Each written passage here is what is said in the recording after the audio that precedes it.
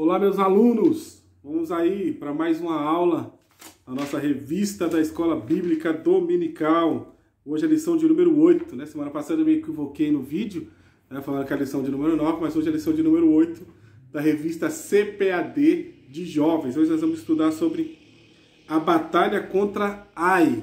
Né? Nós vamos fazer uma reflexão rápida aqui acerca dessa lição. O texto bíblico que está aqui para a gente ler é Josué capítulo 7. Do capítulo 7, a partir do versículo do 1 ao 11. Eu vou ler aqui alguns versículos para nós se inteirarmos do assunto, né, do tema da lição. E prevaricaram os filhos de Israel no anátema, porque Acã, filho de Came, filho de Zabdi, filho de Zera, da tribo de Judá, tomou do anátema, e a ira do Senhor se acendeu contra os filhos de Israel. Enviando, pois, Josué de Jericó alguns homens a Ai, que está junto a Bet-Aven, da banda do oriente de Betel. Falou-lhes dizendo: subi e espiai a terra. Subiram, pois, aqueles homens e espiaram a Ai. E voltaram a Josué e disseram: não suba todo o povo, suba apenas alguns, 2.000 ou 3.000 a ferir a Ai. Não te fatigues ali a todo o povo, porque são os inimigos. Assim subiram lá o povo, alguns 3.000, os quais fugiram diante dos homens de Ai. E os homens de Ai feriram deles alguns, e 36, e seguiram desde a porta de Sebarim, e feriram-nos na descida, e o coração do povo se derreteu-se e se tornou como água. Então Josué raspou as suas vestes e se prostrou em terra sobre o rosto perante a arca do Senhor até a tarde. E ele e os anciãos de Israel deitaram após as suas cabeças e disseram: ah, Senhor Jeová, por que com efeito fizeste passar este povo o Jordão para nos darem as mãos dos amorreus, para fazerem perecer? Tomara que nos contentáramos com ficarmos da além do Jordão. Ah, Senhor, que direi, pois, Israel? Virou as costas diante dos seus inimigos? Ouvindo isso, os cananeus e todos os moradores da terra nos secarão e nos desarraigarão o nome da terra. E então que farás o teu grande nome?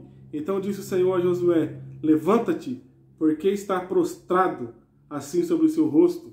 Israel pecou e até transgrediram o meu concerto que lhes tinha ordenado, e até tomarem do anátema, e também furtaram e também mentiram, até debaixo da sua bagagem o puseram. Uma coisa interessante que nós vamos estudar nessa lição é sobre o efeito, né, do pecado de Acã. Por que Israel foi derrotado? No capítulo 7, que é o tema da nossa revista, Batalha contra Ai. Por que Israel ele foi derrotado?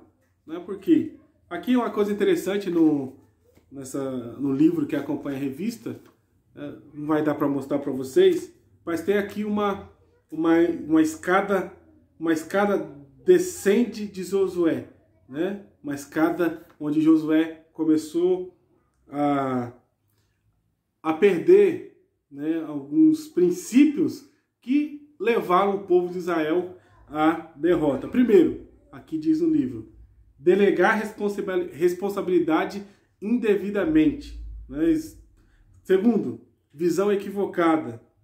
Terceiro, subestimar o inimigo. Quarto, confiar em si mesmo. 5, achar que o pecado não traz consequências.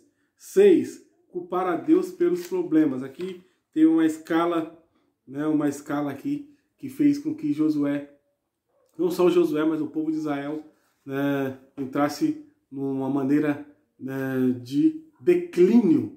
A lição principal que nós podemos tirar dessa lição é o seguinte: o pecado traz consequências, o pecado traz derrota.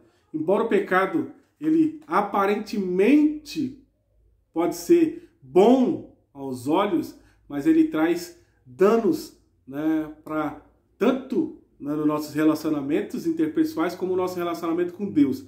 Porque Israel pecou, Acã foi lá, olhou a capa babilônica, aquela capa, e foi lá pegou, furtou, coisa que Deus havia dito para o povo não pegar nada daquela cidade.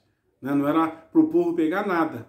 E a lição principal que nós temos que entender são duas. Primeiro, o pecado traz consequências, como diz Gálatas 6:7, aquilo que o homem planta, ele colhe. Né? Deus perdoa, mas as consequências do pecado, ela perdura. Né? O ser humano, ele arca com as consequências dos seus atos, daquilo que ele foi responsável a fazer. E segunda lição importante é que, para haver restauração, tem que haver igual Josué fez. Tem que haver quebrantamento, arrependimento. O que é arrependimento? É mudança de atitude. E uma frase que eu vi interessante, que arrependimento não é quando você chora. Arrependimento é quando você muda de atitude. Então, essa é a lição principal dessa aula de hoje. Primeiro, essas duas importantes lições. Primeiro, o pecado traz consequências. E o pecado traz consequências no nosso relacionamento, dos nossos relacionamentos interpessoais e o nosso relacionamento com Deus. E segundo, para haver restauração, é necessário que haja arrependimento. Eu vou fechando isso. Arrependimento não é quando a gente chora. Arrependimento é quando a gente muda de atitude. Então fique com essa aula e até a próxima. Até mais. Deus abençoe.